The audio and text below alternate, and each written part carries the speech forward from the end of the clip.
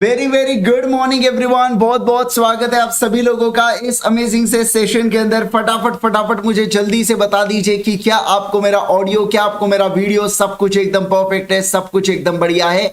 जल्दी से एक बार बता देंगे। आ जाओ और आ जाओ। राइट, अगर मैं बात करूं आपके साथ तो सर आज हम लोग यहाँ पे क्या देखने वाले हैं, आज हम लोग यहाँ पे पार्ट 4 को देखने वाले हैं। और पार्ट 4 के अंदर हमको कौन सी चीजों को कवर करना है, पार्ट 4 के अंदर हमको इफेक्ट ऑफ रजिस्ट्रेशन से सारी चीजें फिनिश ऑफ करते हुए चलना है। इफेक्ट ऑफ रजिस्ट्रेशन के आगे पूरे पॉइंटर्स को हमको देखते हुए यहाँ पे चलना है। फटाफट इस वीडियो को अगर आपने अब तक शेयर नहीं किया तो शेयर कर दीजिएगा अपने सारे दोस्तों के साथ। और जल्दी से मुझे एक बार ऑडियो वीडियो चेक दे दीजिए। जितने भी लोग लाइव है सारे लोग मुझे ऑडियो वीडियो चेक दे दीजिए और बता दीजिए कि क्या आपको मेरा ऑडियो, क्या आपको मेरा वीडियो सब कुछ एकदम बढ़िया से, सब कुछ एकदम बढ़िया से सुनाई दिखाई दे रहा है या नहीं दे रहा है करके, है ना। चलो आ जाओ। यस सर, एकदम बढ़िया तरीके से सुनाई दिखाई दोनों दे रहे हैं ना।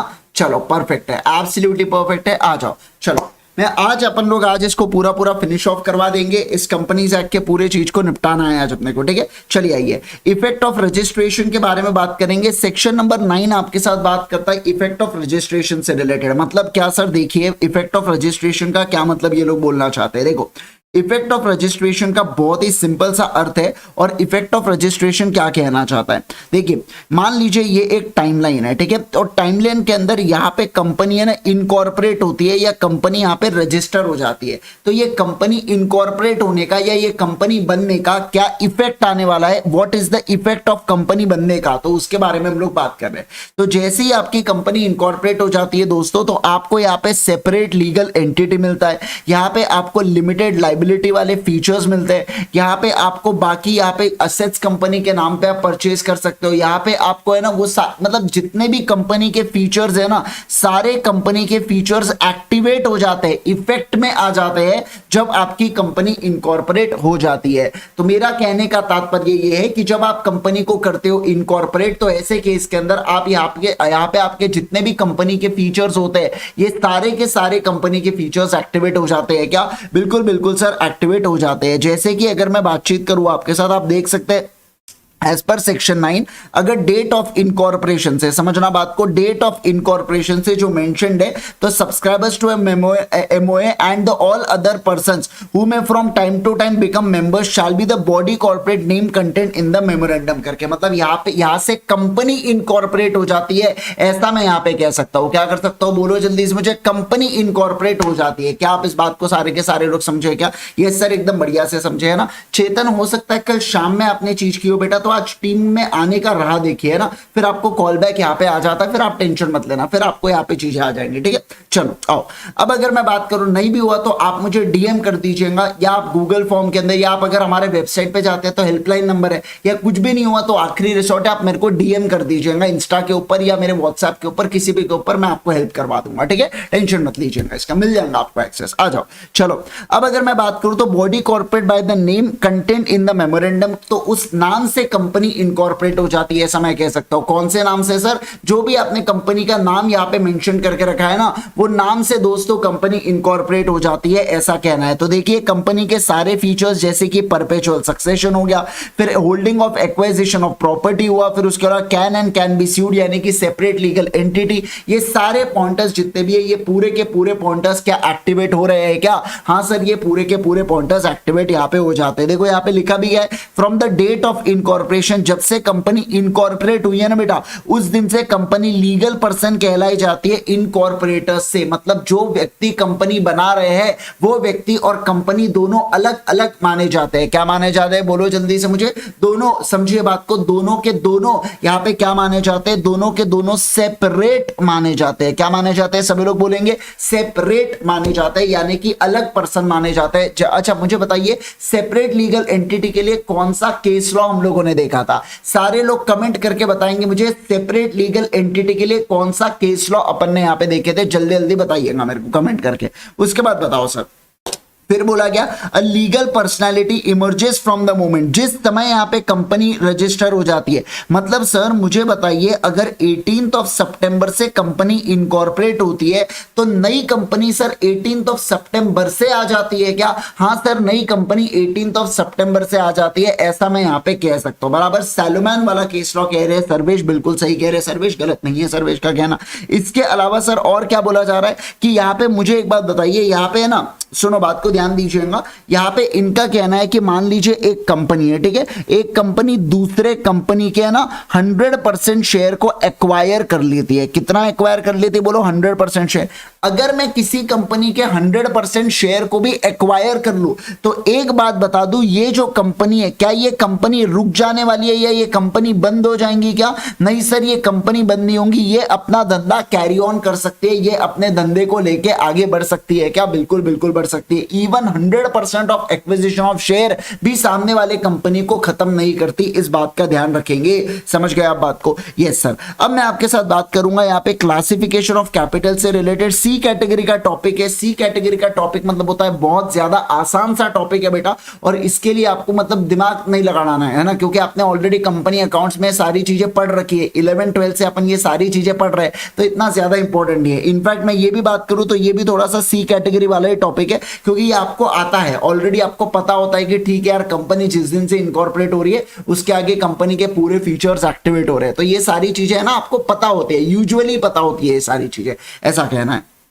आइए अब मैं क्लासिफिकेशन ऑफ कैपिटल में बात करूंगा। सबसे पहला होता है नॉमिनल या अथराइज कैपिटल।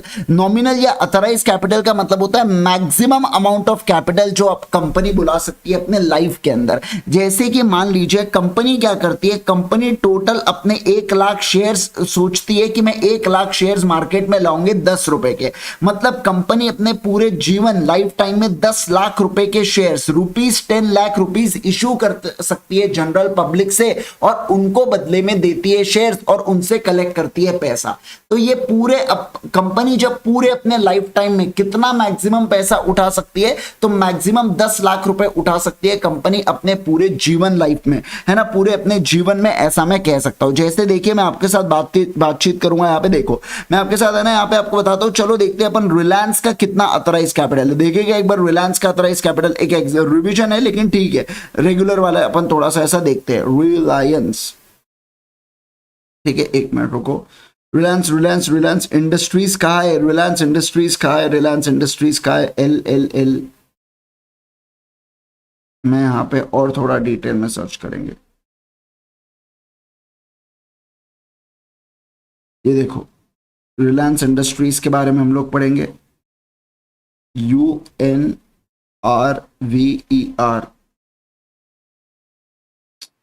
हाँ बेटा तू भी यही आज नाटक कर ले। WIRRING। ये देखिए मैं अगर बात करूं आपके साथ, आप देख सकते हैं रिलायंस कैपिटल का अथराइज कैपिटल कितना आपको नजर आ रहा होगा स्क्रीन के ऊपर। कितना है बताइए मुझे, है ना, कितना है सर? यहाँ पे ज्यादा नहीं है, 15,000 करोड़ है बेटा, ज्यादा नहीं है ना, 15,000 करोड़ का रिलायंस का अथराइज कैपिटल, जिसमें से पेड अप आधा ही हुआ है अभी तक, ठीक है, मतलब 6,500 या 6,700 करोड़ के आसपास ही इनका पेड अप हुआ है। 15,000 करोड़ का क्या है यहाँ पे? सारे लोग बताइए सर। 15,000 करोड़ से इतने, मतलब 15,000 करोड़ यहाँ पे रह रखा है। 15,000 करोड़ सही देख रहा हूं ना मैं? 1 2 5 7, हाँ 15,000 करोड़, ठीक है। और पब्लिक कंपनी है दोस्तों, ये तो आपको पता ही है। तो 15,000 करोड़ का इसका टोटल अथराइज कैपिटल, मतलब रिलायंस अपने जीवन काल में लोगों से अगर फर्स्ट टाइम शेयर्स को इश्यू कर रहा है तो कितना पैसा उठा सकता है? 15,000 करोड़ उठा सकता है। इस बात का आपको ध्यान रखना है। तो ये है बेटा, ये होता है मैक्सिमम अमाउंट ऑफ कैपिटल जो कंपनी बुला सकता है। फिर उसमें से क्या होता है, रिलायंस को लगता है यार देखो मेरे को एकदम से 15,000 करोड़ की जरूरत नहीं है, मैं एक काम करता हूं, कुछ पैसा इशू करता हूं, यहाँ पे कुछ पैसा ही इशू करूंगा। जैसे मान लीजिए 1 लाख शेयर है, तो यहाँ पे अपन सोचेंगे एक काम करते, अभी तो अपने को जरूरत नहीं है ना, तो एक काम करेंगे यहाँ पे ना, केवल और केवल 50,000 शेयर ही इशू करेंगे। तो ये 50,000 इंटू 10 ये होता है इशूड कैपिटल, मतलब that of part of capital जो समय समय पर हम लोग सब्सक्रिप्शन के लिए अवेलेबल करवा रहे हैं, मतलब वो हिस्सा जो जनरल पब्लिक अगर अप्लाई करे तो अपन उसको अलॉट करने की इच्छा रखते हैं, उसे इशूड कैपिटल बोला जाता है। क्या बोला जाता है? Issued capital. अब देखो इशूड कैपिटल ऑथराइज कैपिटल से अलग हुआ। मैंने 50,000 शेयर मार्केट में लाए, लेकिन हो सकता है मार्केट में लोगों ने केवल और केवल 40,000 शेयर ही मेरे सब्सक्राइब किए, तो इसे बोला जाता है सब्सक्राइब कैपिटल। मतलब दैट पार्ट ऑफ कैपिटल जो लोगों ने सब्सक्राइब किए, समझ रहे, subscribe by the members of the company, वो हिस्सा कैपिटल का जो जिसके लिए मेंबर्स अप्लाई करते हैं कि हमें ये कैपिटल का हिस्सा दे दो या हमें ये पोर्शन दे दो कैपिटल का, उसे बोला जाता है सब्सक्राइब कैपिटल। क्या बोला जाता है? सारे लोग बोलेंगे सब्सक्राइब कैपिटल का पार्ट यहां पे कहा जाता है। अगर मैं बताऊं आपके साथ कॉल्ड अप कैपिटल, अब मान लो 40,000 पे 10 रुपए ड्यू होता है, तो एक साथ क्या मैं 10 रुपए बुलाने वाला हूं क्या दोस्तों? नहीं सर, एक साथ मैं 10 रुपए नहीं बुलाऊंगा। मान लो मैं 40,000 में से 5 रुपए बुलाता हूं, तो 40,000 इंटू 5 ये 2 लाख होता है बेटा called up capital. Called up capital का मतलब होता है जो लोगों, समझिए बात को, जो कंपनी ने लोगों से बुलाया, फिर से कहूंगा जो कंपनी ने लोगों से बुलाया, जैसे देखो that part of capital which has been called for the payment, तो total amount called up on the shares issued को बोला जाता है कॉल्ड अप कैपिटल। क्या बोला जाता है? सारे लोग बोलो कॉल्ड अप कैपिटल। और मान लीजिए मैंने 5 बुलाया लेकिन लोगों ने 4 रुपया दिया, तो 40,000 इंटू 4 यानी कि 1,60,000 को मैं क्या कहूंगा? 1,60,000 को मैं पेड अप कैपिटल कहता हूं। मतलब जो लोगों ने पे किया, जो लोगों ने क्रेडिट किया, तो ऐसे केस के अंदर उसे बोला जाता है सर पेड अप कैपिटल। क्या बोला जाता है? सारे लोग बोलेंगे मुझे जल्दी से, सर पेड अप कैपिटल बोला जाता है। आज गणपति बाप्पा आ रहे हैं इसलिए पब्लिक का मैं, हाँ मैं जानता हूं, लेकिन देखो इसी बहाने मेरा सेशन रिकॉर्ड हो जाता है, फिर आप इसको कभी भी अपने हिसाब से देख सकते हैं ना, कोई बात थोड़ी उसके अंदर। मैं जानता हूं बाद में लोग कवर कर लेंगे इसको, और मुझे ये भी पता है कि मतलब कि क्या कम है, ठीक है चलता है, आ जाओ, है ना। तो ये सारी चीजें क्या हो जाती है दोस्तों? बोलो पेड अप शेयर कैपिटल के अंतर्गत आ जाती है क्या? बिल्कुल बिल्कुल आ जाती है।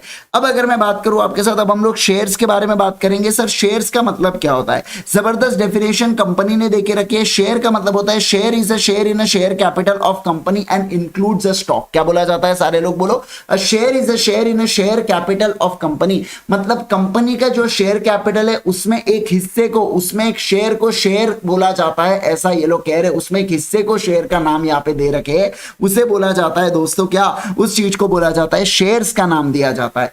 एक बात मैं आपको बता दूं, एक इंसान के पास जब कंपनी का शेयर होता है तो वो अपना इंटरेस्ट बताता है। क्या बताता है? सभी लोग बोलो अपना इंटरेस्ट बताता है उस कंपनी के अंदर, ऐसा मैं कह सकता हूं। क्या बताता है? अपना इंटरेस्ट बताता है उस कंपनी के अंदर, ऐसा यहां पे कहा जा रहा है, या ऐसा मैं यहां पे कह सकता हूं क्या? बिल्कुल बिल्कुल बोल सकता हूं। इस चीज का ध्यान रखो। अब देखो शेयर कैपिटल कितने प्रकार के होते हैं? 2 प्रकार के होते हैं। एक होता है प्रेफरेंस शेयर कैपिटल और दूसरा होता है equity share capital. Equity share में भी 2 with uniform voting rights with differential voting rights, ऐसे 2 पार्ट यहां पे आते हैं।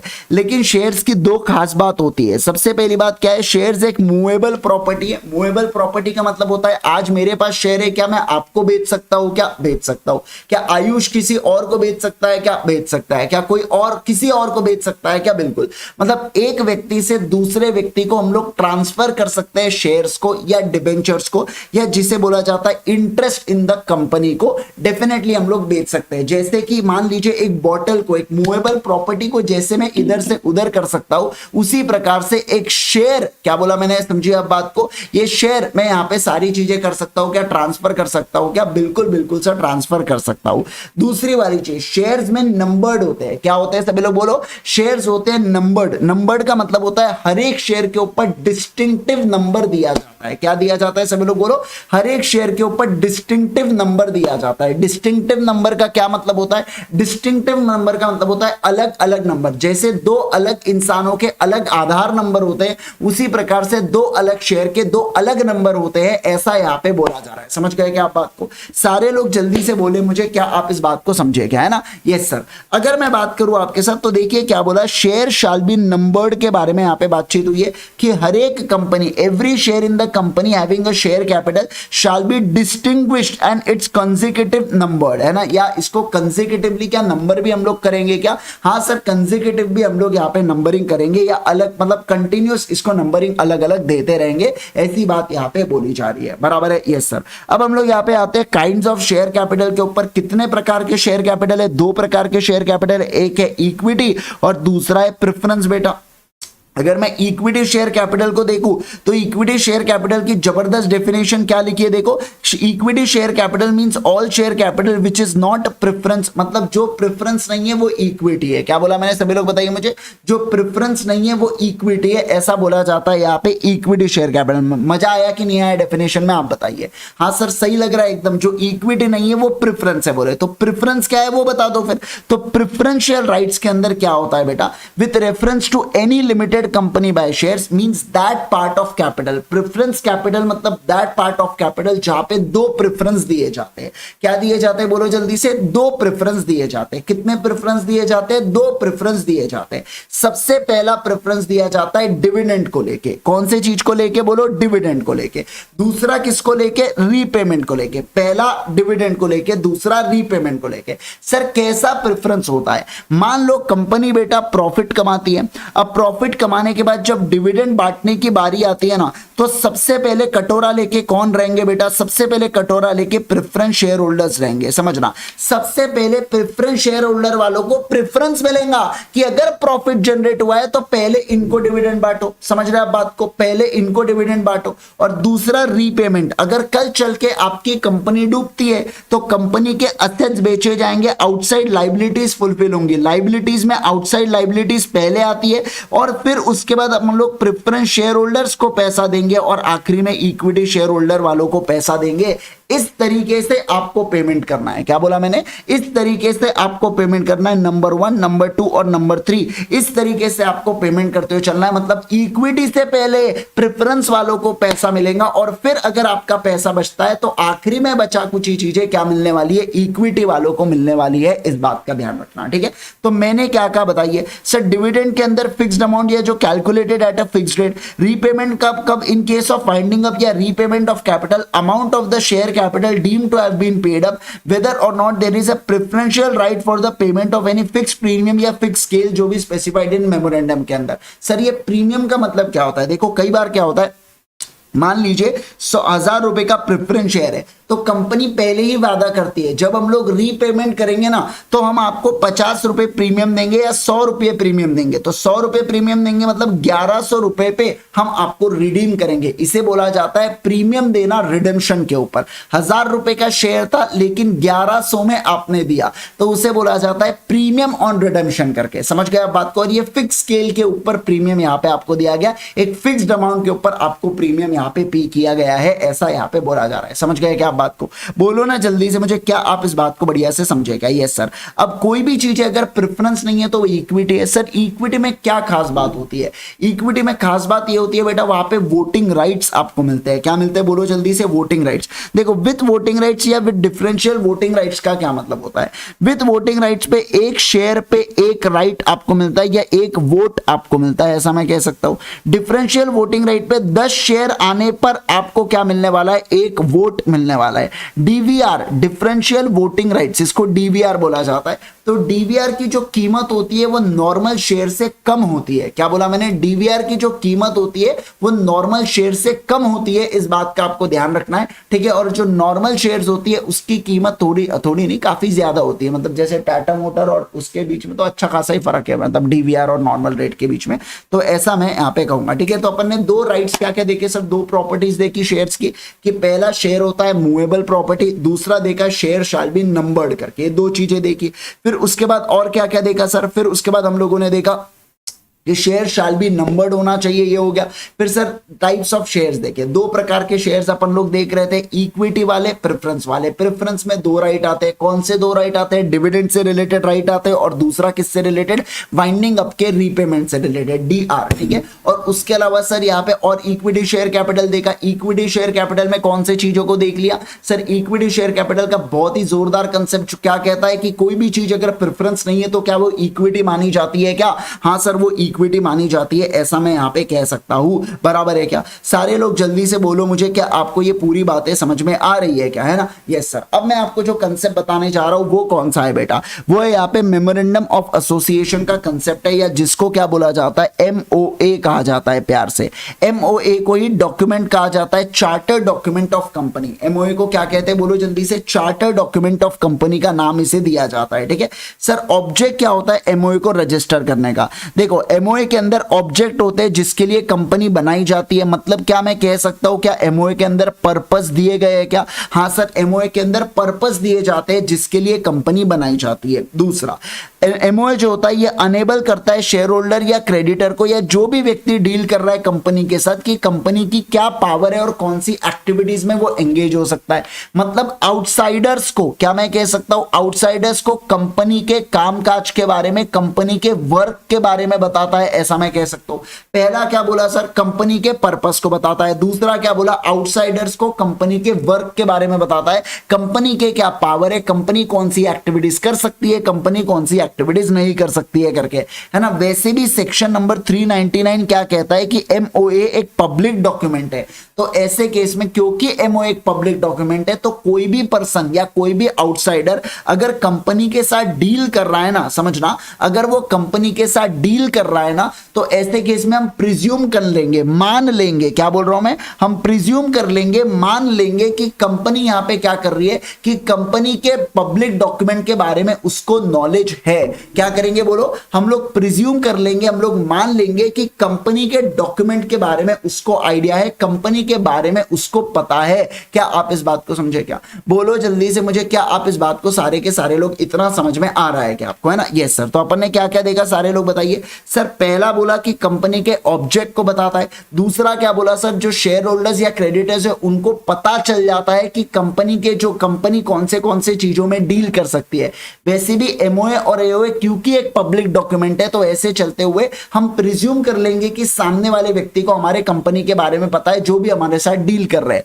और तीसरा, शेयर होल्डर को पता लगता है कि आखिर उसका पैसा, उसका जो पैसा है ना वो कौन से पर्पस के लिए यूज हो रहा है। ये शेयर होल्डर्स को भी पता लगना चालू हो जाता है क्या? ये सर ये उनको भी पता लगना चालू हो जाता है, ऐसा यहाँ पे बोला जा रहा है, बराबर है। ये सर तीन चीजें एकदम बढ़िया से खट्टा से माइंड में बैठ गई सर। अगर मान लो एमओए नहीं बनाया तो आप यहाँ पे जो एक फॉर्म प्रिस्क्राइब है एमओए के लिए वो कौन सा है? Table A, table B, table B, table C, table D. तो टेबल ए जो है वो है बेटा लिमिटेड बाय शेयर्स के कंपनी के लिए। टेबल बी जो है बेटा वो है लिमिटेड बाय गारंटी वाली चीज के लिए। टेबल सी जो है वो limited by guarantee and having share capital के लिए। टेबल डी जो है वो बेटा है कौन सा? अनलिमिटेड कंपनी के लिए। और टेबल ये unlimited company and share capital के लिए। तो देखो सबसे पहला लिमिटेड बाय शेयर, दूसरा लिमिटेड बाय गारंटी, तीसरा limited by share and guarantee, चौथा अनलिमिटेड कंपनी और पांचवा बोला गया है यहाँ पे unlimited company having share capital. समझ गए क्या आप बात को? बोलो जल्दी से मुझे, क्या आप इस पांच चीजों को समझ में आ गया है क्या आपको, है ना? Yes sir. तो पांच चीजें हम लोगों ने क्या क्या देखा सारे लोग बताइए।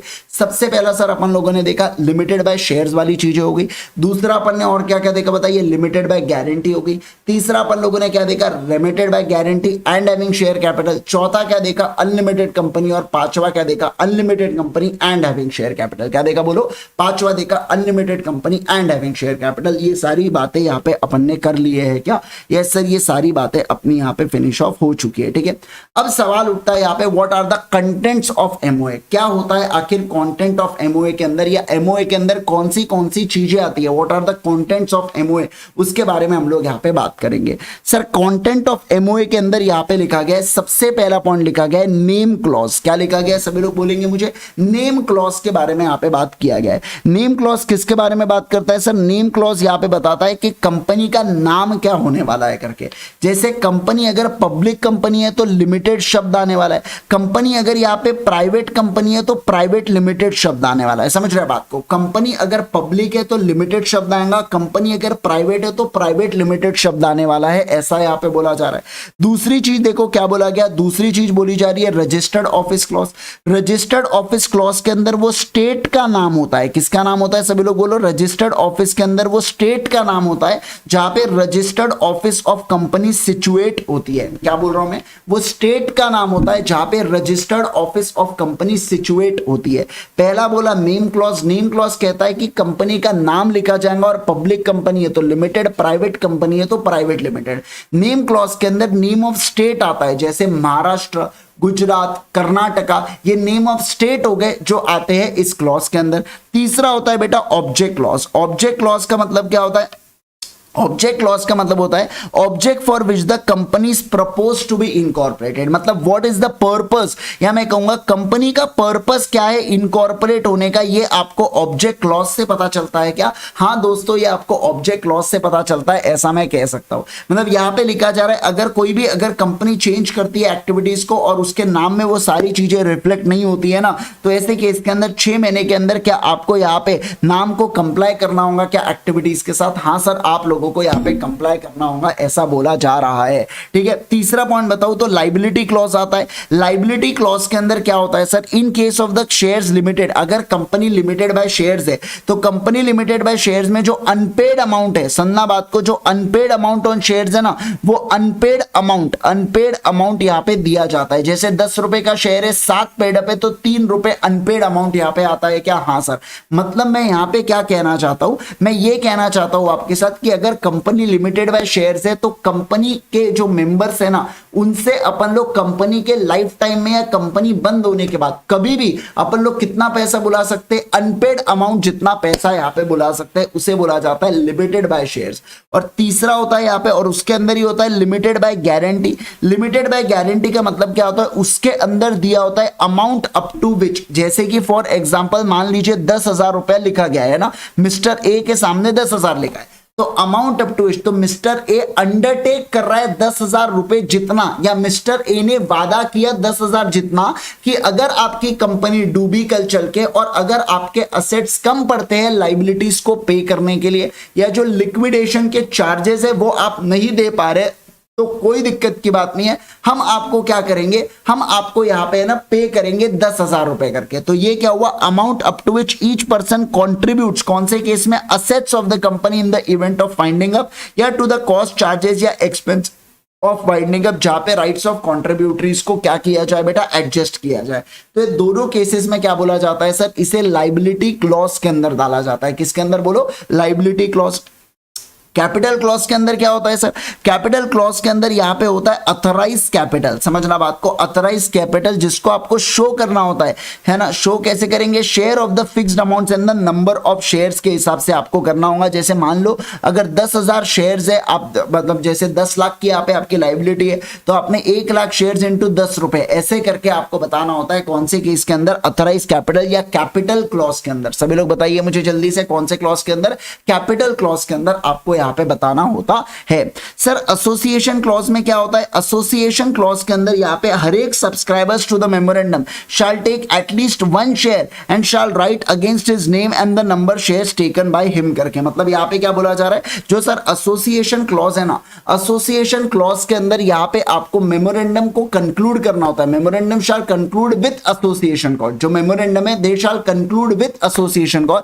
तो हर एक subscriber of memorandum shall take at least कितना? कम से कम 1 शेयर लेना होगा एसोसिएट। मतलब जो भी लोग हमारे साथ एसोसिएट हो रहे हैं, याद करना जब कंपनी के अपन लोग इनकॉर्पोरेशन के डॉक्यूमेंट्स फाइल कर रहे थे तो वहां पे सब्सक्राइबर्स टू एमओए या वहां पे जो फर्स्ट डायरेक्टर बनना, ऐसे अलग अलग लोगों के और प्रोफेशनल लोगों के डिक्लेरेशन याद आ रहा है, तो वहां पे सब्सक्राइबर्स ऑफ एमओए का ऑप्शन था। तो एसोसिएशन क्लॉज में वही लोग होते हैं दोस्तों। कौन लोग होते हैं बोलो? जो अलाउ कर रहे हैं या जो कह रहे हैं कि ठीक है हम कंपनी के साथ क्या होना चाहते हैं, हम कंपनी के साथ एसोसिएट होना चाहते हैं, तो उसके बारे में यहाँ पे बातचीत हो रही है, उससे रिलेटेड यहाँ पे चर्चा हो रही है। ठीक है, तो वो आते हैं एसोसिएशन क्लॉज के अंदर। इस चीज का अपने को ध्यान रखेंगे क्या? Yes sir. अगर ओपीसी है बेटा तो ओपीसी के अंदर यहाँ पे क्या नॉमिनी का भी नाम देना पड़ेगा क्या? यस सर, नॉमिनी का नाम देना होगा जो इन the event of death of subscriber क्या बनने वाला है? कंपनी का मेंबर बनने वाला है, उसके बारे में अपने को बताना है। फिर जो मेमोरेंडम है बेटा ये प्रिंटेड होगा, divided into paragraph, consecutively numbered,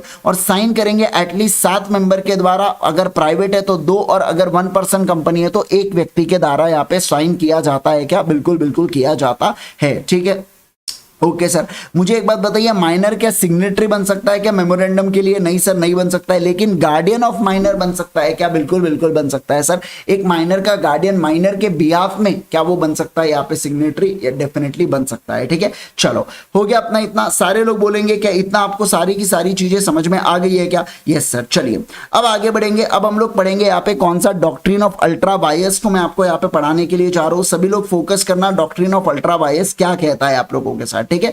चलिए आइए मैं आपको समझा देता हूं, पहले डॉक्ट्रिन ऑफ अल्ट्रा वायर्स को बढ़िया से समझा देता हूं एंड देन फिर उसके बाद में यहाँ पे आगे बढ़ेंगे। एक मिनट ना देखे ना, चलो डॉक्ट्रिन ऑफ अल्ट्रा वायर्स को पढ़ना है अपने को, डॉक्ट्रिन ऑफ अल्ट्रा वायर्स को देखते हुए चलना है, फटाफट फटाफट आ जाएंगे।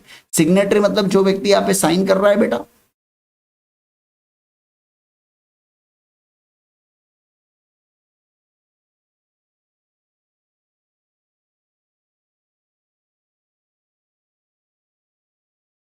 अब अपना ये खत्म हो गया है, तो अपन लोग जो लेटेस्ट आरटीपी आई है वो लेटेस्ट आरटीपी से अब अपन लोग सॉल्व करना चालू करेंगे। परसों से आरटीपी का 9 बजे सुबह सेशन रहेगा अपना, तो जिसके अंदर अपन है ना आरटीपी की राइटिंग प्रैक्टिस करेंगे और आरटीपी के अंदर कुछ अगर अमेंडमेंट्स आए तो वो अमेंडमेंट्स को भी अपन लोग देखना चालू करेंगे, ठीक है। वंशिका अभी आपको कुछ नहीं करना है, पहले जो 10 सेशन है वो कंपल्सरीली यूट्यूब के ऊपर है, जो टाइम स्लॉट है 2 बजे से एमबी सर चालू होते हैं और 8:30 बजे तक मेरी क्लासेस चलती है, वो टाइम स्लॉट आप यहाँ पे बढ़िया से ये करना, समझना, वो टाइम स्लॉट को आपको फॉलो करना है। फिर 11वें लेक्चर से ऑटोमेटिकली आप ऐप के ऊपर शिफ्ट हो जाएंगे, तो आपको टेंशन, हम आपको बता देंगे कि कल से ऐप के ऊपर है करके, है ना, वैसा हम आपको इन्फॉर्म कर देंगे। तो अभी एज ऑफ नाउ यूट्यूब के ऊपर आप चलने दीजिए, बस 1-2 दिन के अंदर अब हम लोग यहाँ पे ऐप के ऊपर शिफ्ट हो जाएंगे। परफेक्ट है, यस सर। चलो अब ध्यान दो, अब अगर मैं बात करूं आप लोगों के साथ, दोस्तों ध्यान दीजिएगा, सुनिए बात को, है ना, बढ़िया से फोकस करना। अभी मैं आपको डॉक्ट्रिन ऑफ कौन सा बता रहा हूं, डॉक्ट्रिन ऑफ अल्ट्रा वायर्स बता रहा हूं। क्या बता रहा हूं,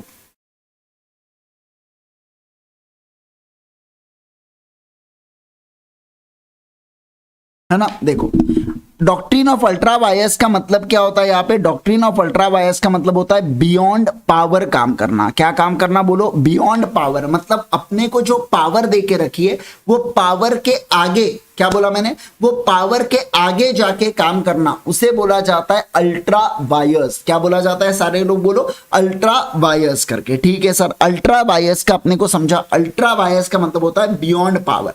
एग्जाम्पल मैं आपको कोट करना चाहूंगा, देखिए मैं कंपनी के बारे में बात करूंगा, कंपनी के यहाँ पे लिखा हुआ है, कंपनी के मेमोरेंडम में लिखा हुआ है कि कंपनी जो है ना वो पानी पूरी का बिजनेस कर सकती है करके। अब कंपनी ने क्या किया, वड़ा पाव का बिजनेस चालू किया। मुझे आप एक बात बताइए, ये क्या कंपनी के बियॉन्ड पावर यहाँ पे काम हो रहा है क्या? आपने बोला था पानी पूरी बेचेंगे, आप यहाँ पे वड़ा पाव बेच रहे हो, क्या ऐसा चलने वाला है क्या दोस्तों, बताइए मुझे। नहीं सर, ऐसा नहीं चलेगा, ऐसा नहीं चाल से। तो ऐसे केस में हम लोग कहते हैं कि यहाँ पे क्या माना जाता है दोस्तों, ये वड़ा पाव का बिजनेस क्या यहाँ पे कंपनी के लिए अल्ट्रा वायर्स हो गया, क्या बियॉन्ड पावर हो गया, ऐसा मैं कह सकता हूँ क्या कि ये बियॉन्ड पावर वाली बातें हो रही है करके। हाँ सर, मतलब कंपनी के बियॉन्ड जाके कुछ तो भी काम हो रहा है। कंपनी के एमओए बिल्कुल अथोराइज नहीं करता है, कंपनी के ऑब्जेक्ट क्लॉज में केवल और केवल पानी पूरी के बारे में लिखा था, आप वड़ा पाव का बिजनेस कैसे कर सकते हैं, तो ये बियॉन्ड पावर है। तो कंपनी को अपन लोग रोक सकते हैं वड़ा पाव बेचने से, अपन लोग मतलब शेयर होल्डर्स लोग रोक सकते हैं कंपनी को कि अपना पैसा या हमारा पैसा जो कंपनी को हमने दिया है ना, ऐसा शेयर होल्डर बोलेंगे आप इसको वड़ा पाव के बिजनेस के अंदर मत लगाइए। इसे बोला जाता है बियॉन्ड पावर या डॉक्ट्रिन ऑफ अल्ट्रा वायर्स। क्या बोला जाता है इसे, doctrine of ultra vires, beyond power जाके काम किया। तो ऐसे एक्ट को, जो एक्ट अल्ट्रा वायर्स होते हैं मतलब कि बियॉन्ड पावर होते हैं, क्या ऐसे एक्ट के ऊपर ना ही कंपनी केस कर सकती है और ना ही कोई कंपनी के ऊपर केस कर सकता है, मतलब कंपनी के ऊपर भी कोई स्यू नहीं कर सकता और कंपनी भी किसी को स्यू नहीं कर सकती, ऐसा यहाँ पे बोला जाता है, ठीक है। तो ना ही कंपनी स्यू करेंगे, ना ही कंपनी के ऊपर कोई स्यू यहाँ पे करेगा, ना ही कोई केस करेगा, इसे बोला जाता है sir doctrine of ultra vires. तो देखो डॉक्ट्रिन ऑफ अल्ट्रा वायर्स का मतलब होता है beyond powers. The legal phrase ultra vires is applicable only to the acts done in excess of the legal power of the doers. This presupposes that powers on the nature are limited करके, obvious सी बात है power limited है, तो ऐसे case के अंदर उसके आगे जाके आप क्या डिपार्ट कर सकते हो क्या? नहीं सर, आप यहाँ पे डिपार्ट नहीं कर सकते हो, मतलब सिंपल सी बात है, आप कंपनी को रोक सकते हो क्या? देखो company can be restrain from employing it fund other than purposes for sanction bye MOA. मतलब अगर एमओए कोई चीज को, एमओए के ऑब्जेक्ट क्लॉज में लिखा है कि आप ये कर सकते हो, तो बस उसी चीज के लिए आप पैसा खर्च सकते हो कंपनी का, उसके अलावा क्या आप यहाँ पे पैसा खर्च सकते हो क्या? नहीं सर, नहीं खर्च सकते, ऐसा इन लोगों का कहना है। समझ गए क्या आप बात को? Yes sir. अब देखो मैं आपको बता रहा हूं, एक रेल, यहाँ पे देखो Ashbury Railway Carriage Iron Company Limited versus Richie.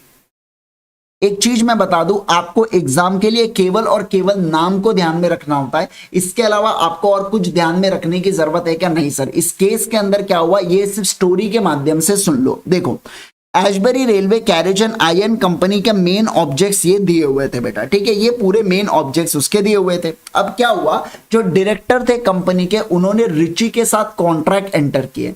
उन्होंने कहा कि हमें नहीं कि यहाँ पे टेंडर अलॉट हुआ है गवर्नमेंट की तरफ से, जहाँ पे हमको रेलवे लाइन बनाना है। अब क्योंकि हमारे पास ऑलरेडी बहुत काम काज है, तो हमारे पास इतना समय नहीं है कि हम लोग वो काम को करें। एक काम करो रिची, आप उस काम को कर लो। हमको उस काम के लिए 100 रुपये मिल रहे थे, हम 95 रुपीज आपको दे देंगे, 5 रुपये हमारा कमीशन अपने पास रख लेंगे, 95 रुपीज में आप पूरा काम कर दो। अब रिची का कहना है कि मैं काम तो कर लूंगा, लेकिन क्योंकि उसके लिए पैसा बहुत ज्यादा लगने वाला है, तो आप मुझे एडवांस देना, मैं वो एडवांस की मदद से कुछ काम करूंगा, वो काम करके कुछ पेमेंट निकलेगा, फिर आप एडवांस देना, फिर मैं काम करूंगा, फिर पेमेंट निकलेगा, फिर एडवांस, फिर काम, ऐसे अपन लोग खेलते रहेंगे थोड़ा सा। इस तरीके से क्या होगा, इस तरीके से मेरा काम भी होते जाएगा और ऐसे कि आपको भी पैसा मिलते जाएगा, मेरा भी काम होते जाएगा, ऐसा रिची का कहना था। कंपनी ने एग्री कर दिया इस बात को कि ठीक है, हम आपको एडवांस दे देते हैं लोन के तौर पर, हम भले ही इस पे ब्याज चार्ज नहीं करेंगे, लेकिन लोन के तौर पर हम आपको पैसा दे देते हैं, आप इससे काम करो, जब पैसा आएगा तो उसमें से हम लोग काट के आपको बचा कुचा पैसा आपका वापस कर देंगे। बराबर है, ये एकदम बढ़िया से सेट हो गया था। अब जब कंपनी के शेयर होल्डर्स को ये बात पता चलती है, तो कंपनी के शेयर होल्डर्स जाते हैं और कहते हैं बंद करो ऐसे कॉन्ट्रैक्ट्स को। कंपनी के शेयर होल्डर्स का कहना था, कंपनी का काम क्या था, रेलवे कैरेज वैगन्स बनाना, मैकेनिकल इंजीनियरिंग की सर्विसेज या जनरल कॉन्ट्रैक्टर की सर्विसेज देना, ये सारी चीजें करना। ये कंपनी लोन के धंधे में कहाँ चले गई, और ये चीजें लेके जाते हैं हाउस ऑफ लॉर्ड्स के पास। हाउस ऑफ लॉर्ड्स का कहना है बात बिल्कुल सही है शेयर होल्डर्स की, कंपनी का काम कुछ और है, कंपनी कर कुछ और रही है, इसलिए हम कंपनी को रोक डालेंगे, कंपनी ये धंधा नहीं, मतलब कंपनी ऐसी फाइनेंसिंग एक्टिविटीज नहीं कर सकती, समझना। तो ऐसे केस के अंदर क्या किसके फेवर में जजमेंट आया, कंपनी के फेवर में जजमेंट आया, या शेयर होल्डर्स के फेवर में जजमेंट आया कि कंपनी ऐसे लोन नहीं दे सकती है। किसको, रिची को। भली सर रिची कितना भी चिल्लाए, रिची ने बोला भी सर जनरल कॉन्ट्रैक्टर्स का तो यही मतलब होता है कि कुछ भी काम कर सकते हैं, तो इनका कहना है नहीं, जनरल कॉन्ट्रैक्टर्स का मतलब होता है कंपनी के एंसिलरी, मतलब कंपनी का जो बिजनेस है उसके एंसिलरी में अगर कोई कुछ काम है, जैसे मान लीजिए पानी पूरी का धंधा है तो आपने सेव पूरी डाला, एंसिलरी बिजनेस हुआ, तो ऐसे केस के अंदर उसके आजू बाजू का धंधा है ना, आप वहां पे कर सकते हो। लेकिन ये क्या बात हो गई कि आप कंपनी का धंधा कुछ और है, आप लोन बांट रहे हो लोगों को, आप ऐसा नहीं कर सकते। ऐसा यहाँ पे हाउस ऑफ लॉर्ड्स ने जजमेंट दिया था, है ना। ब्रिटिश, वहां पे बेटा ब्रिटिश में हाउस ऑफ लॉर्ड्स होता है, यहाँ पे कोर्ट सिस्टम होता है ना वैसा, ठीक है। आओ अब देखो, अब एक और चीज बोली जा रही है, ultra vires can never be made binding on the company, it can not become intra vires reason by estoppel, acquisition, lapse of time, delay या रेटिफिकेशन। अब मैं आपको सम अप करवाना चाहता हूं कुछ चीजें। देखिए बेटा, ये है बेटा कंपनी, ठीक है, कंपनी के अंदर होते हैं डायरेक्टर्स।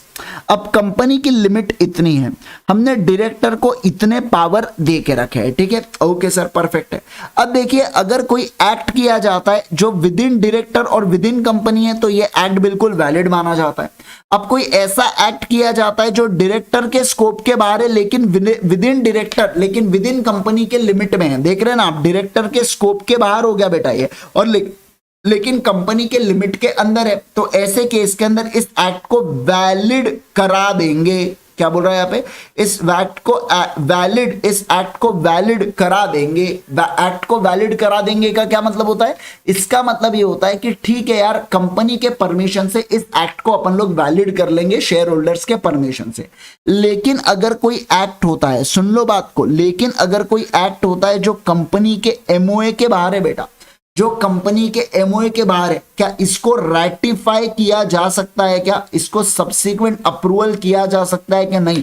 100% शेयर होल्डर्स की भी आपने परमिशन ले लिया ना, तो भी इस एक्ट को आप रैटिफाई नहीं कर सकते, तो भी इस एक्ट को आप सब्सिक्वेंट तरीके से अप्रूवल नहीं कर सकते। आपको हम बता दें, क्या बोला मैंने, 100% भी, समझना, 100% भी अप्रूवल आ गया ना, तो भी आप इस एक्ट को रैटिफाई नहीं कर पाओगे, ऐसा मैं यहां पे कहना चाहता हूं। समझ रहे हैं ना, बोलिए बोलिए बोलिए जल्दी से सर। अब देखो, when the act is perform which is legal though itself, it is not authorized by the object clause of memorandum और by statute, it is said to be ultra vires by the company, इसलिए इसे null and void बोला जाता है, ठीक है।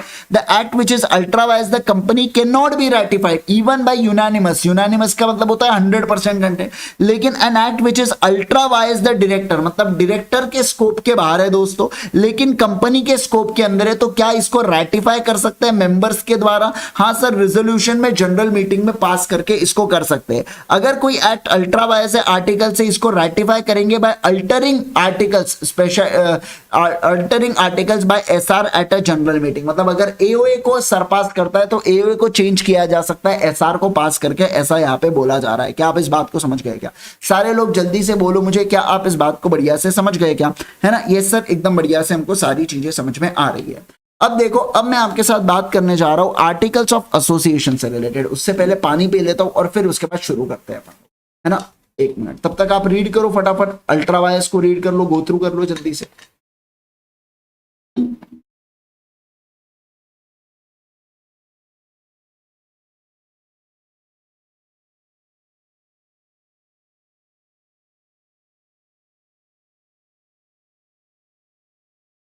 Statute का मतलब लॉ होता है बेटा।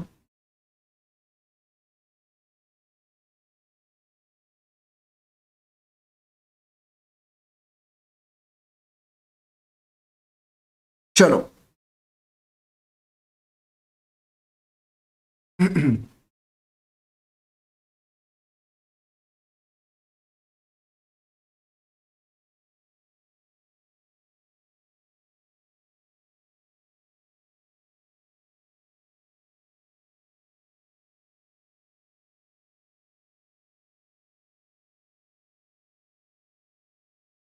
आ जाओ, देखो मैं अगर बात करूं सर आर्टिकल्स ऑफ एसोसिएशन का क्या मतलब होता है, इसे ही बोला जाता है प्यार से एओए, ठीक है? एमओए किसे बोला जाता है? Memorandum of association. और आर्टिकल्स को क्या बोला जाता है? आर्टिकल्स को एओए बोला जाता है। समझ रहे बात को? क्या बोला जाता है? एओए बोला जाता है। बराबर है? यस सर, एकदम बराबर है। अब देखो आर्टिकल्स ऑफ एसोसिएशन का मतलब क्या होता है? आर्टिकल्स ऑफ एसोसिएशन बनाए जाते हैं, रूल्स एंड रेगुलेशंस होते हैं जो फ्रेम करते हैं internal affairs of the company को। किसको बोलो जल्दी से? Internal affairs of the company को। मतलब कंपनी के जो एक्टिविटीज है ना, वो कंपनी के एक्टिविटीज को मैनेज करा के लेते हैं, या वो कंपनी के एक्टिविटीज को चला के लेते हैं। कौन? एओए। समझ रहे? ओके सर, परफेक्ट है। इसके अंदर अलग अलग condition, just and memorandum contains fundamental condition upon which company is allowed to be incorporated so that the articles are internal regulations of the company। तो कंपनी के जो इंटरनल रेगुलेशन है या कंपनी की जो इंटरनल चीजें चल रही है ना, वो इंटरनल रेगुलेशन को संभालने के लिए, सभी लोग ध्यान देना, इंटरनल रेगुलेशन को संभालने के लिए क्या आते हैं? आर्टिकल्स यहाँ पे आते हैं क्या? बिल्कुल बिल्कुल सर, आ जाते हैं। ऐसी बात यहाँ पे की जा रही है, ठीक है? ओके सर, परफेक्ट है। अब सर और बताइए आर्टिकल को क्या बोला जाता है? आर्टिकल्स ऑफ एसोसिएशन को मैग्ना कार्टा बोला जाता है। क्या बोला जाता है? बोलो मैग्ना कार्टा।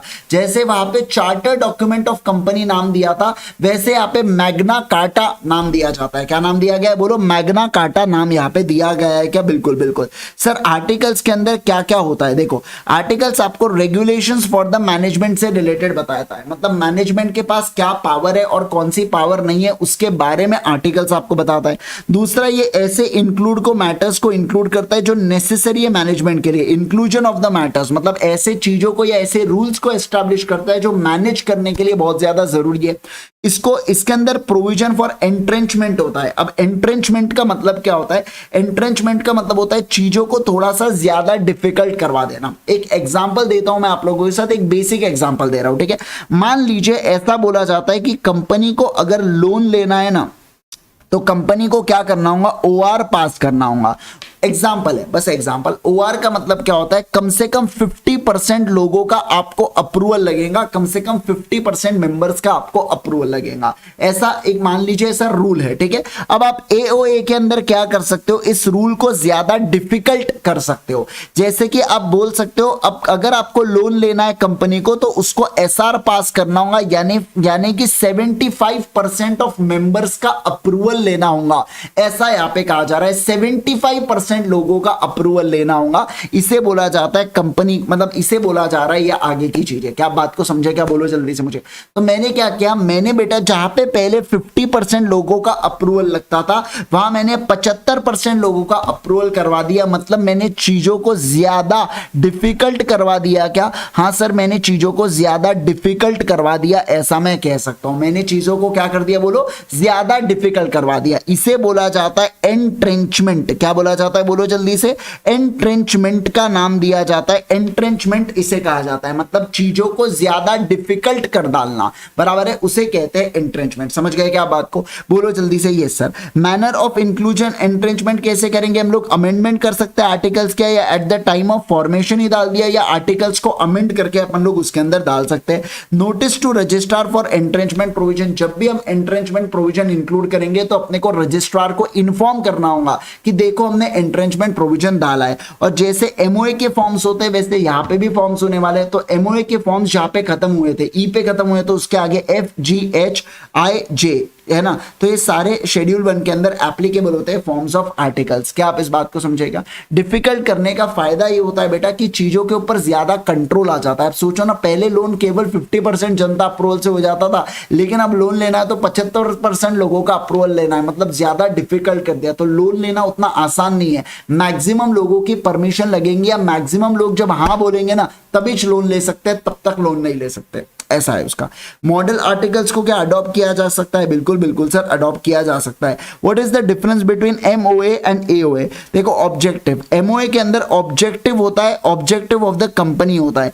एओए के अंदर, एओए का ऑब्जेक्टिव है rules and regulation for internal management से रिलेटेड। यहाँ पे एमओए जो है इसका रिलेशनशिप होता है कंपनी का विद आउटसाइडर्स के साथ, लेकिन आर्टिकल्स के अंदर relationship between company and members, यानी कि यहाँ पे इंटरनल होते हैं और यहाँ पे एक्सटर्नल अफेयर होता है। समझ रहे हो बात को? एक्सटर्नल चीजें होती है और यहाँ पे इंटरनल चीजें होती है।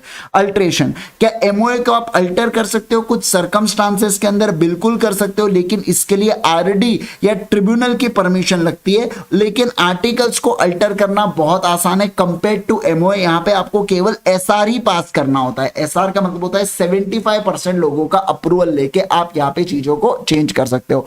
सर अल्ट्रा वायस, मेमोरेंडम का अगर अल्ट्रा वायस है तो वो वॉइड होता है, लेकिन मान लीजिए आर्टिकल्स का कोई अल्ट्रा वायस है तो आप एक काम कर सकते हो, आर्टिकल्स को अल्टर कर सकते हो और उसके बाद वो अल्ट्रा वायस को इंट्रा वायस यहाँ पे बना सकते हैं। क्या? बिल्कुल बिल्कुल बना सकते हैं, ऐसा इनका कहना है। तो 4 पॉइंट मैंने आपको बताया। पहला मैंने आपको बताया ऑब्जेक्टिव। ऑब्जेक्टिव क्या कहता है सर? ऑब्जेक्टिव, कंपनी कौन से चीज के लिए बनी है, कंपनी कौन से मतलब पर्पस के लिए बनी है ना, उसे बोला जाता है यहाँ पे ऑब्जेक्टिव सर। आर्टिकल्स के अंदर रूल्स एंड रेगुलेशंस होता है, किसके लिए? मैनेजमेंट ऑफ कंपनी से रिलेटेड। सेकेंड पॉइंट रिलेशनशिप था, कंपनी का आउटसाइडर्स के साथ रिलेशनशिप जब होता है वो मेमोरेंडम के अंदर आता है। समझना बात को, वो मेमोरेंडम के अंदर आता है। लेकिन कंपनी का इंटरनल क्या रिलेशनशिप है वो किसके साथ आता है? एओए के अंदर आता है। क्या मैं अल्टरेशन कर सकता हूं? क्या? हाँ सर, अल्टरेशन कर सकता हूं। एमओए को अल्टर करने के लिए आरओसी और आरडी की परमिशन लगेंगी, लेकिन एओए को अल्टर करने के लिए किसकी परमिशन लगती है? किसी की भी नहीं, एसआर को आपको पास करना है। सर अल्ट्रा वायस अगर एमओए का होता है तो वॉइड हो जाता है, अगर एओए का अल्ट्रा वायस होता है तो क्या वॉइड होने वाला है? क्या नहीं सर, वॉइड नहीं होता है। वहां पे मतलब बियॉन्ड द पावर जाके अगर आप काम करते हो तो एओए को भी आप अल्टर कर सकते हो, ऐसा मैं यहाँ पे कह रहा हूं। बराबर है क्या? सारे लोग जल्दी से बोलेंगे क्या आप इस बात को समझ गए क्या? फिर मैं आखिरी कॉन्सेप्ट के ऊपर चलता हूं और वो है हमारा डॉक्ट्रिन ऑफ इंडोर मैनेजमेंट।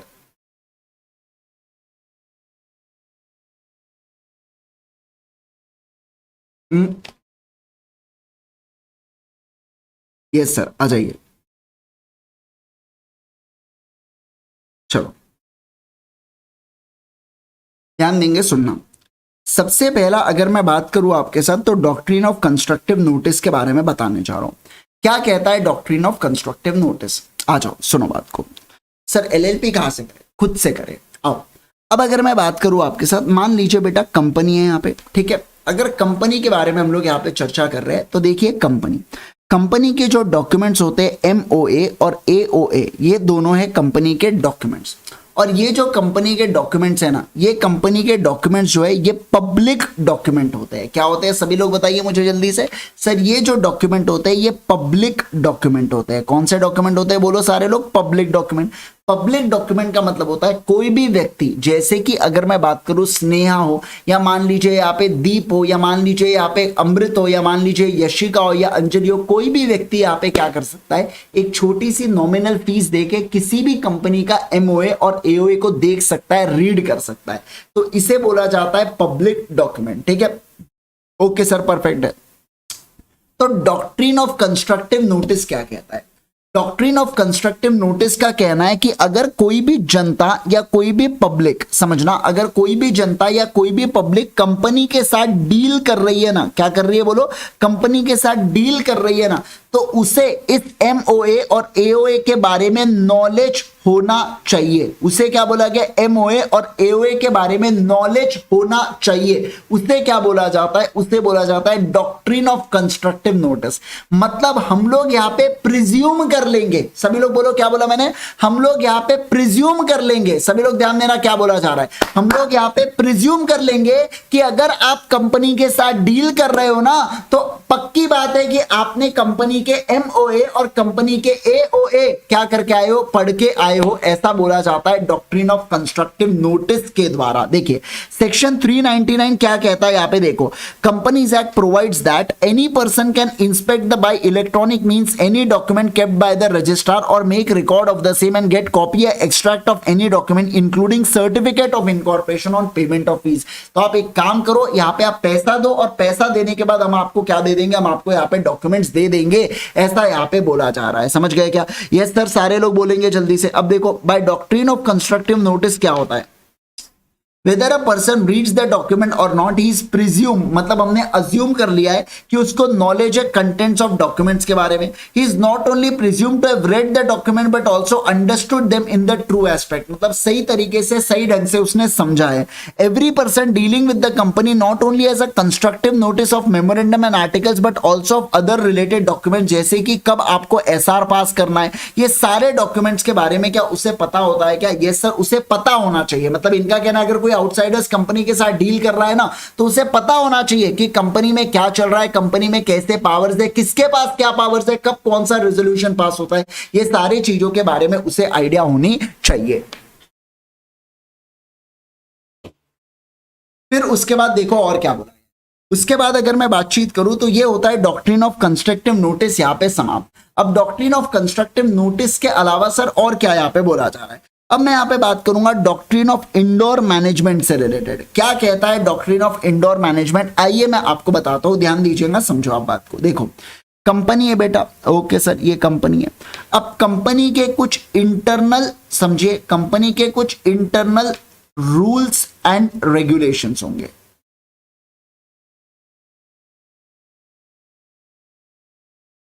ठीक है, ओके सर, कंपनी के कुछ इंटरनल रूल्स एंड रेगुलेशन होंगे।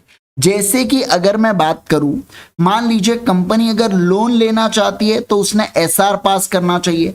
अगर उसने कुछ और, मतलब ऐसी अलग अलग परमिशन यहां पे बोल के रखा है। ठीक है, अब देखो, अब बोला क्या जाता है कि अगर कोई भी आउटसाइडर्स है और वो कंपनी के साथ डील कर रहा है, तो हम उसको अज्यूम नहीं कर सकते। क्या अज्यूम नहीं कर सकते? कि कंपनी के इंटरनल अफेयर्स के बारे में भी उसे नॉलेज हो।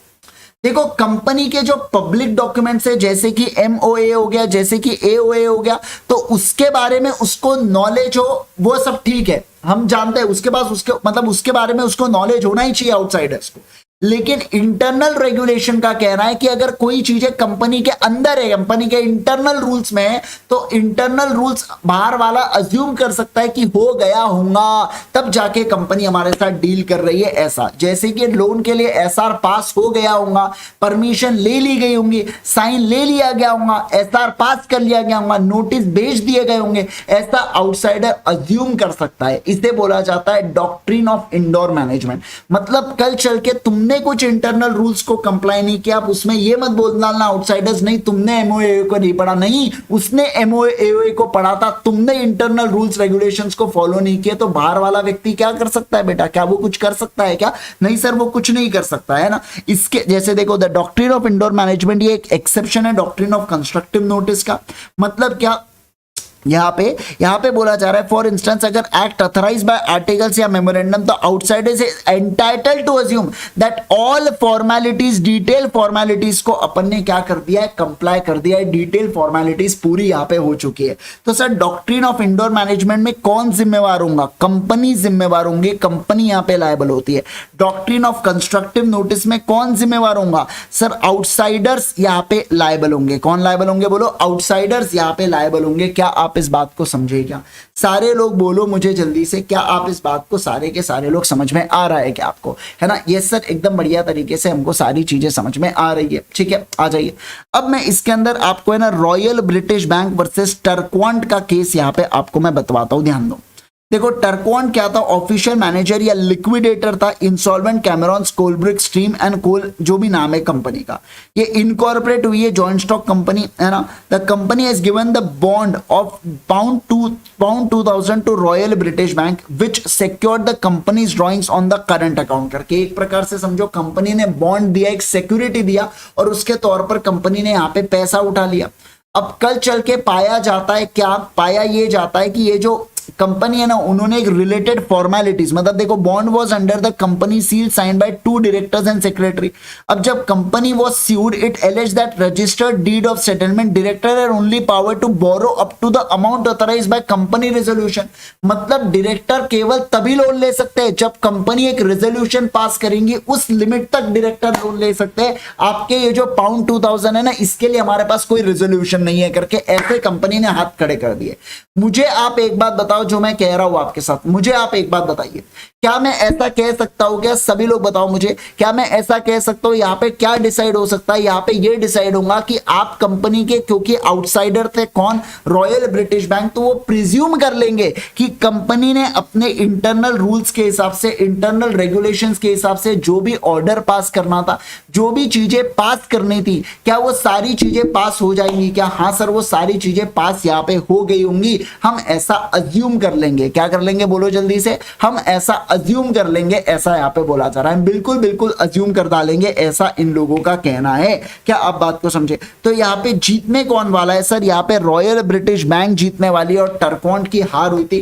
टर्कवांट कंपनी के बिहाफ में लड़ रहा था बेटा, ऐसा था, जो कंपनी लिक्विडेट हो चुकी थी उसके बिहाफ में लड़ रहा था और रॉयल ब्रिटिश बैंक को बोला गया कि हाँ आप अपने पैसे को बिल्कुल बिल्कुल वसूल सकते हो। देखो bond was valid because it require no look into the company's internal working, it is an indoor management that control affairs. Company के प्रॉब्लम है तो उसके लिए अपन कुछ नहीं कर सकते, वो कंपनी के अंदर के प्रॉब्लम है। समझ गए क्या आप बात को? बोलो जल्दी से मुझे, क्या आप इस बात को सारे के सारे लोग समझे क्या, है ना? यस सर एकदम बढ़िया से समझ गए।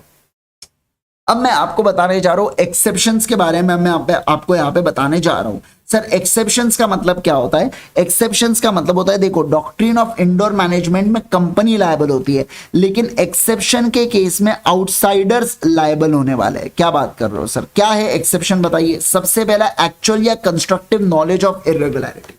अगर मैं आउटसाइडर हूं और मैं कंपनी के साथ डील कर रहा हूं और मुझे पता है कि कंपनी को लोन लेना है तो एसआर पास करना चाहिए, और मैं जानता हूं कि कंपनी ने एसआर पास नहीं किया, मतलब मैं क्या कह रहा हूं, जब मुझे पता है, क्या बोल रहा हूं मैं, जब मुझे पता है कि कंपनी ने एसआर पास नहीं किया है, समझो बात को, कंपनी ने एसआर पास नहीं किया है, मुझे नॉलेज है, मुझे इस चीज के बारे में आइडिया है, तो मैं कहूंगा आप लोगों के साथ सर ये क्या होता है, नॉलेज ऑफ कंस्ट्रक्टिव, मतलब एक्चुअल नॉलेज ऑफ इरेगुलरिटी बोला जाता है। क्या बोला जाता है बोलो?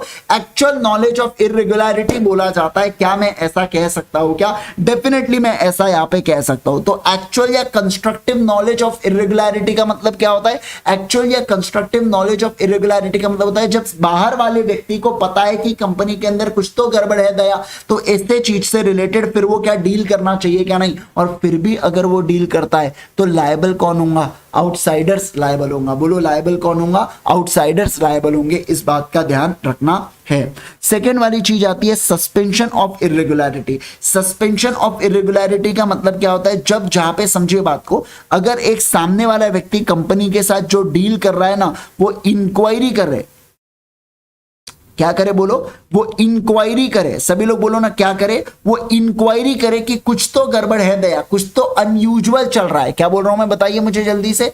कुछ तो अनयूजुअल, समझिए आप बात को, कुछ तो अनयूजुअल हो रहा है। तो इंक्वायरी से रिलेटेड अगर उसके माइंड में कुछ डाउट आ रहे हैं ना, उसने हल्की सी इंक्वायरी करके वो जान सकता है कि कुछ गड़बड़ हो रहा है, तो उस चीज को क्या बोला जाता है सर, सस्पेंशन ऑफ इर्रेगुलरिटी बोला जाता है। क्या बोला जाता है बोलो, सस्पेंशन ऑफ इर्रेगुलरिटी बोला जाता है। मतलब आपको डाउट लग रहा है और अगर आप इंक्वायर कर लेते तो शायद आपको सच्चाई का पता चल जाता, उसे सस्पेंशन ऑफ इर्रेगुलरिटी बोला जाता है। तो सस्पेंशन ऑफ इर्रेगुलरिटी के अंदर भी क्या हम लोग कह सकते हैं क्या कि ये चीज बिल्कुल बिल्कुल वर्क कर रही है। यस सर, यहां पे भी कौन लायबल होंगे, आउटसाइडर्स लायबल होने वाले हैं। कौन लायबल होंगे बोलो, आउटसाइडर्स लायबल होंगे। सामने वाले व्यक्ति ने नेसेसरी इंक्वायरी करनी ही चाहिए जितना जरूरी है। और सर अगर फॉर्जरी होता है, फॉर्जरी का मतलब क्या होता है, कंपनी के साथ चोरी होती है। जैसे मान लीजिए कंपनी के कॉमन सील को चुरा के मतलब जो डॉक्यूमेंट है उसके ऊपर ठप्पा उप्पा मार दिया जाता है और ऐसा बताया जाता है कि कंपनी के द्वारा अथॉराइज्ड है, तो फॉर्जरी के केस में नल एंड वॉइड का इफेक्ट होता है।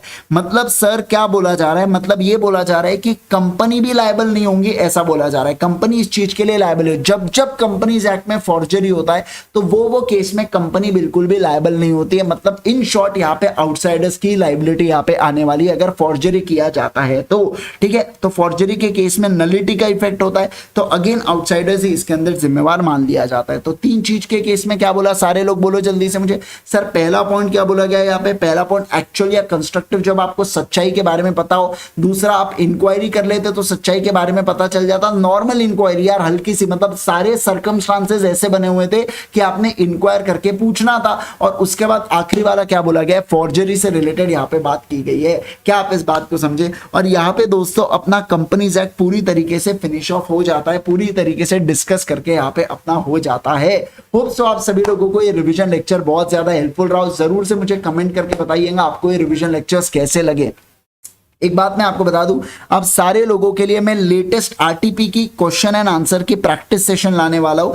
यानी कि सर आरटीपी जो रिलीज हुई है कौन सा, दिसंबर 23 के लिए, वो आरटीपी की मैं आपको प्रैक्टिस कराने वाला हूं। सर कब से आप लोग इसकी प्रैक्टिस आप कब कराओगे, तो ये मैं कराने वाला हूं बेटा 21 सितंबर को सुबह 9 बजे से मैं इसकी प्रैक्टिस आप लोगों को यहाँ पे करवाने वाला हूं। क्योंकि अब हमारा कंपनी लॉ फिनिश ऑफ हो चुका है, तो मैं यहाँ पे आप लोगों के लिए आरटीपी के प्रैक्टिस सेशन यहां पे लाने वाला हूं।